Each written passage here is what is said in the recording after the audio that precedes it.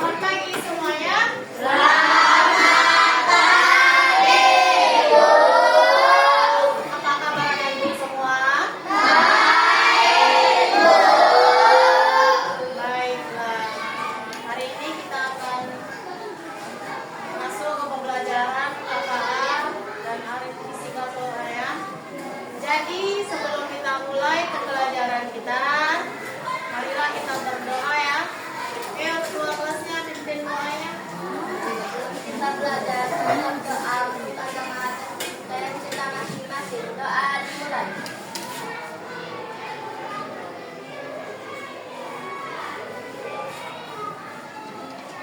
Doa selesai. Siapa yang tidak hadir hari ini?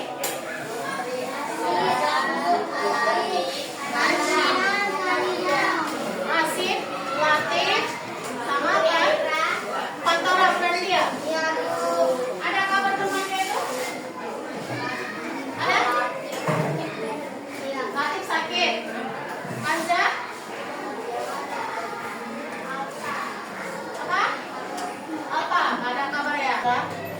Sebelumnya itu mau tanya, apa itu coding dan kecerdasan artifisial? Yang kamu ketahui tentang coding, pernah dengar nggak coding itu apa? Hah? Pernah? Apa itu coding? Siapa yang bisa tunjuk tangan? Apa coding? Bu, coding itu seperti di sini, Bu. Ada yang tahu? Marsha, boleh berdiri? Kenapa? Coding itu apa? Apa coding, Marsha? Coding dan kecerdasan artifisial. Udah pernah belum mendengar coding itu apa sebelumnya? Oh, belum pernah? Kalau belum, di sini kita akan bahas apa itu coding, apa itu kecerdasan artifisial, ya.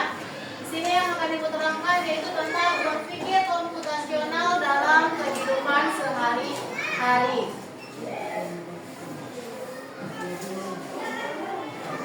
Lalu berikutnya, persepsi. Coba baca dulu Riji apa yang ada di papan tulis. Berdiri Riji. Persepsi. Siapa di sini yang pernah masak mie instan di rumah? Kalau untuk masak mie instan, coba ceritakan langkah-langkahnya dari awal sampai boleh apa yang kedua. Oke, di sini pertanyaannya, siapa yang pernah memasak Indomie di rumah? Oke, berarti rata-rata semua pernah memasak Indomie, ya kan? Masak mie instan. Sekarang mau Ibu tanya, kalau kita makan mie instan itu bisa langsung dimakan nggak? Jadi gimana? Prosesnya dulu. Ada prosesnya. Ada prosesnya. Bagaimana prosesnya? Coba dari situ dulu. Vincent, gimana caranya memasak mie instan? Nggak pernah? Nggak pernah. Tere, gini Tere, jelaskan Tere, bagaimana caramu untuk memasak mie instan? Pertama, panaskan air. Lalu? Itu kalau udah mendidih, masukkan mie. Terus? Kalau mie-nya udah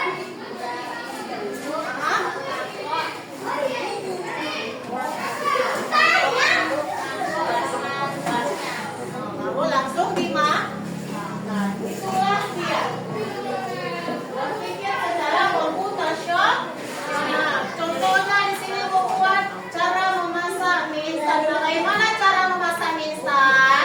Tadi si Tere bilang, terlebih dahulu airnya direbus.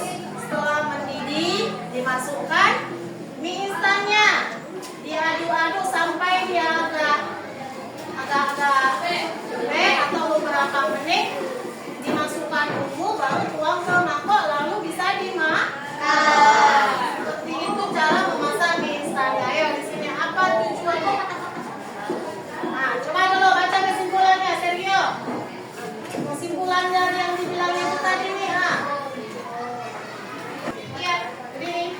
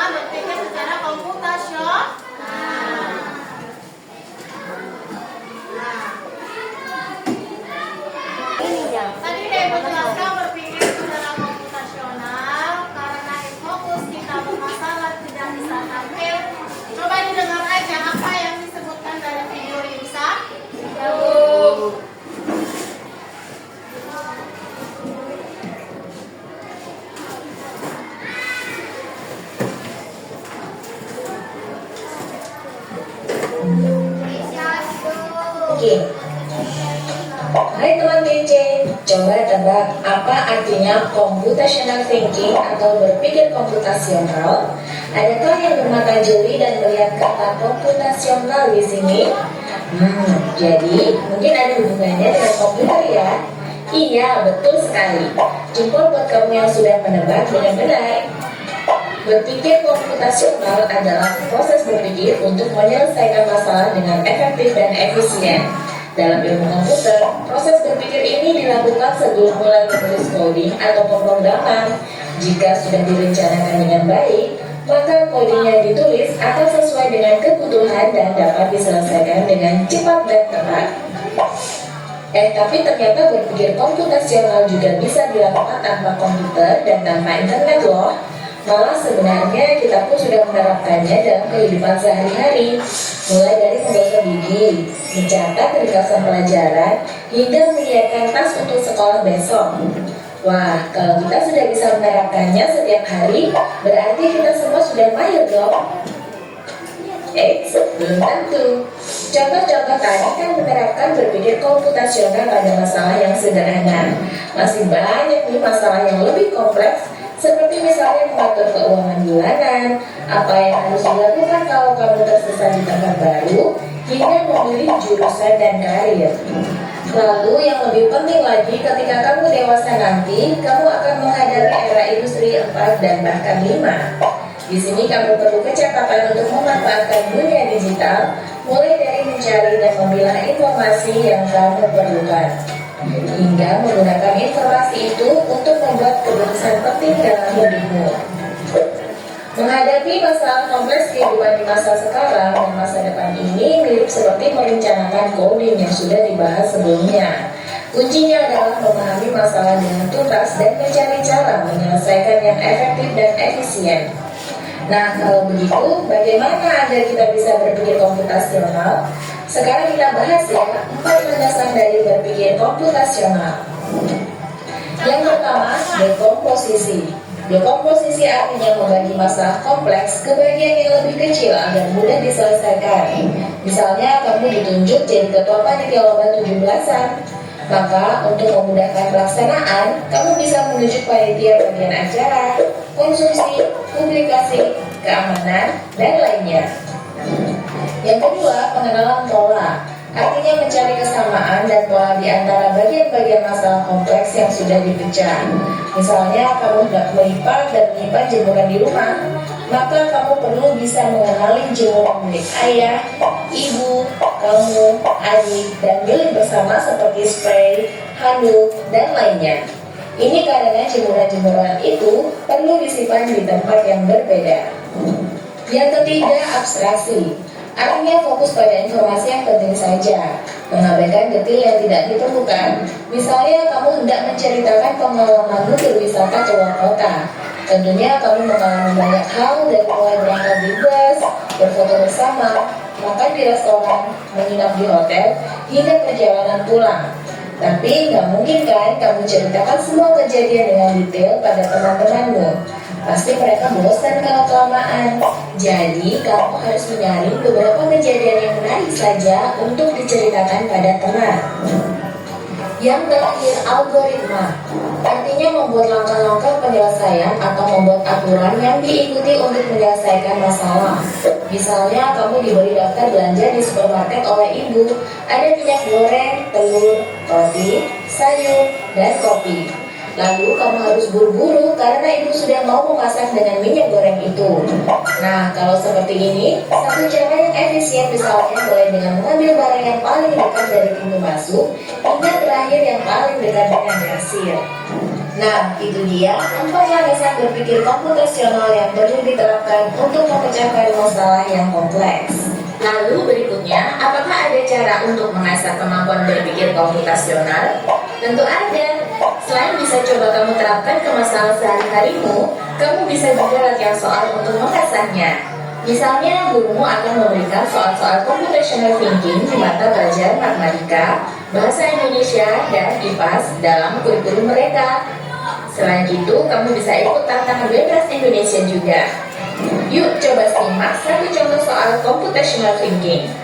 Dalam bis studi wisata, ada 3 kelompok anak yang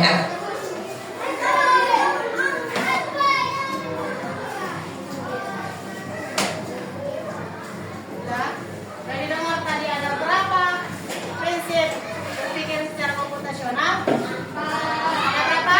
4. Ada 4. Apa aja yang pertama? Komposisi, saluran, Berpikir komputasional, berpikir seperti komputer. Anggap otak kita ini seperti komputer. Ya? Nah, berpikir seperti komputer menyusun langkah-langkah untuk menyelesaikan masalahnya. Yang pertama tadi apa di sini? Dekomposisi. Apa dari sini kata dekomposisi?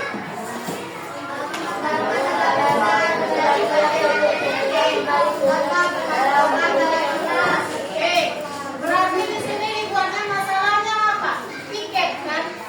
Contohnya, bagaimana caranya kita bisa membersihkan kelas yang sebesar ini dengan cara dibagi per kelompok?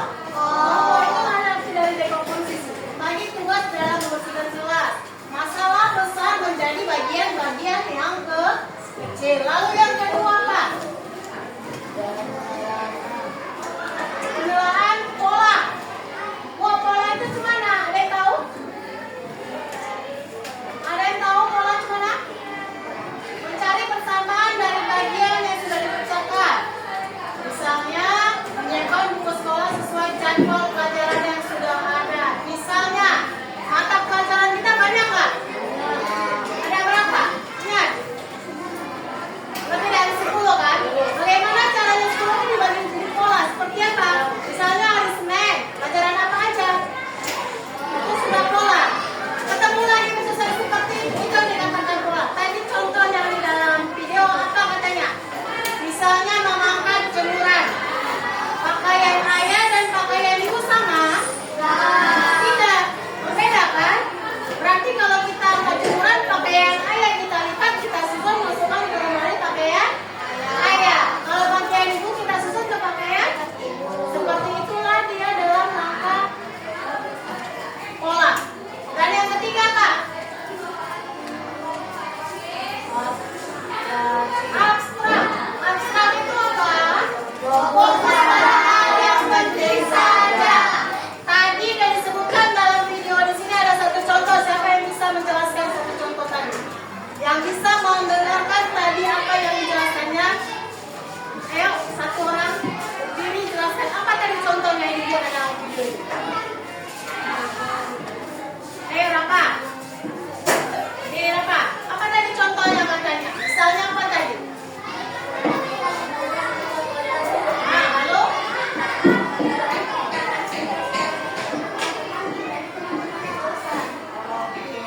Ya, beri tepuk tangan kepada siapa? Benar yang disampaikan siapa tadi? Iya, tadi contohnya dalam video dibuatnya misalnya kita hendak pergi berjalan-jalan ke luar negeri. Ada beberapa kota yang kita kunjungi, ya. Mungkin di situ ada suatu peristiwa atau suatu kejadian yang dialami si Rafa. Tidak mungkin, misalnya dia jalan ada 4 daerah. Nggak mungkin keempat daerah ini akan dijelaskan si Rafa apa aja kejadiannya. Tetapi dia hanya membicarakan yang intinya saja yang menurut dia paling penting. Itu arti dari abstraknya. Hah? Lalu yang keempat apa? Algoritma. Ayo Joel, apa itu algoritma Joel? membuat langkah-langkah penyelesaian masalah, langkah-langkah membuat merebut. Iya. Algoritma berarti dia menggunakan langkah-langkah seperti yang pertama tadi dijelaskan. Bagaimana caranya kita memasak instan? Tadi sudah dijelaskan namanya setere. Kita harus merebusnya dulu. Lalu masukkan insannya. Lalu apa lagi? Dengan langkah-langkah seperti itu, maka terjadilah mie instan itu dimasak dan bisa kita makan.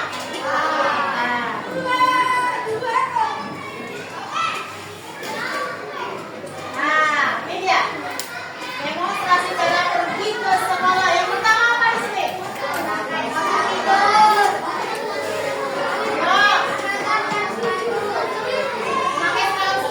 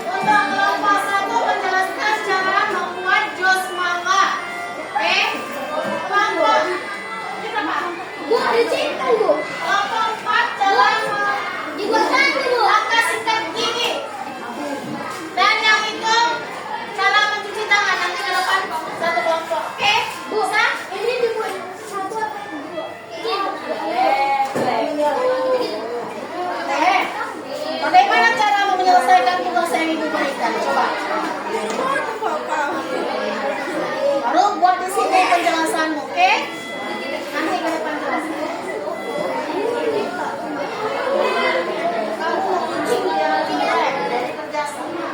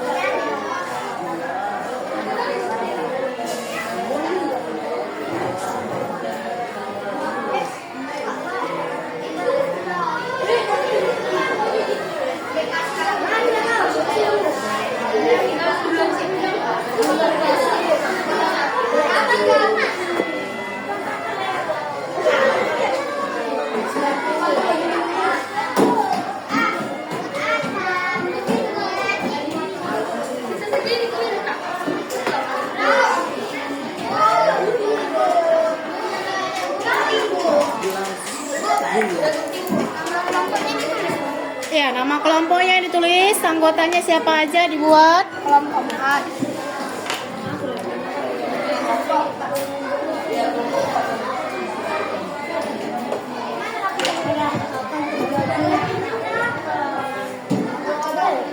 Akan terjadi tidak sedap dan tidak enak.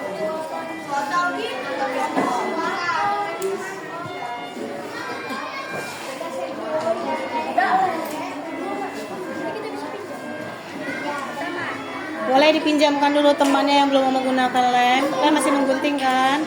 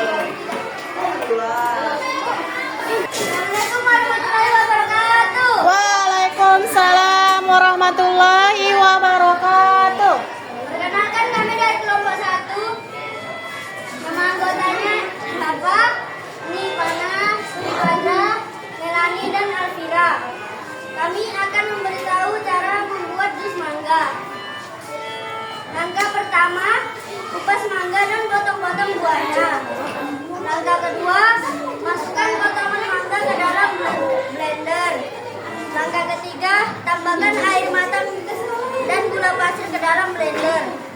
Langkah keempat, blender semua bahan hingga halus dan tercampur rata. Langkah kelima, tambahkan es batu untuk membuat jus segar. Langkah keenam, tuangkan jus ke dalam gelas dan siap dinikmati. Menurutmu, apa saja alat dan bahan yang diperlukan untuk membuat jus mangga tersebut? 1. Blender. 2. Buah mangga. 3. Es batu. 4. Air matang. 5. Gula pasir. Apa yang terjadi apabila ketika membuat jus mangga tidak sesuai dengan urutan? Hasilnya akan hancur dan berantakan, dan rasanya juga akan berbeda. Bagaimana yang lain? Ada yang sama dengan cara kelompok ini? Cara membuat jus mangganya? Ayo kelompok yang nomor 3 dan kelompok 4, ada yang sama nggak caranya seperti yang sudah mereka tahu? Atau ada yang ingin menanggapinya? Atau ada yang gimana? Ada? Kalau ada, cari juga mereka. Halo? Ada yang mau menanggapi? Sekian dari kami, terima kasih. Assalamualaikum warahmatullahi wabarakatuh. Waalaikumsalam warahmatullahi wabarakatuh. Ayo, beri apresiasinya kepada teman-teman ya.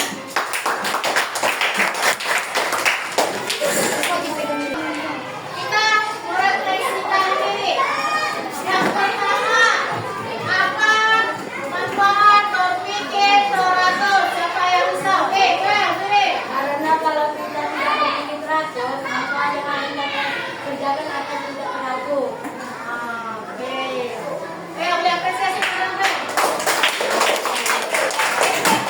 Tadi si Joel bilang, apa manfaat berpikir teratur? Kalau kita tidak berpikir secara teratur, kehidupan kita akan tidak teratur.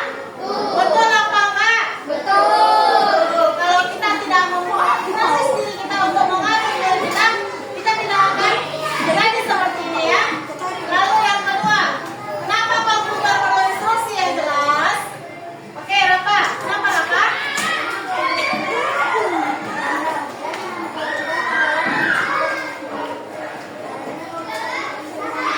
Betul. Ayo, apresiasi dulu. Oke. Salma, apa tadi yang dibilang siram?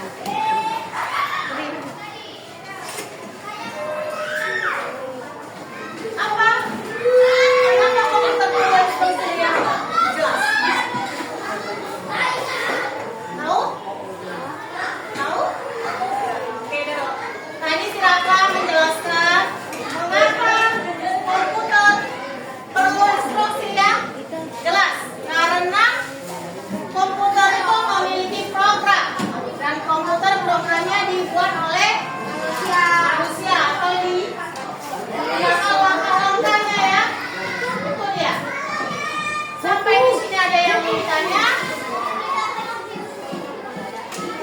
bagaimana perasaannya belajar tentang coding dan berpikir secara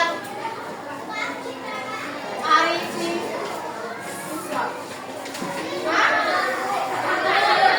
Dia refleksi diri sendiri. Apakah aku sudah mematuhi aturan? Belum. Belum. Oke, yang kedua, bagaimana perasaan bisa mengikuti aturan? Nah, apa manfaat yang aku rasakan? Iya, hidup lebih teratur dan lebih baik. Nah, ini dia kesimpulan dari pelajaran kita hari ini.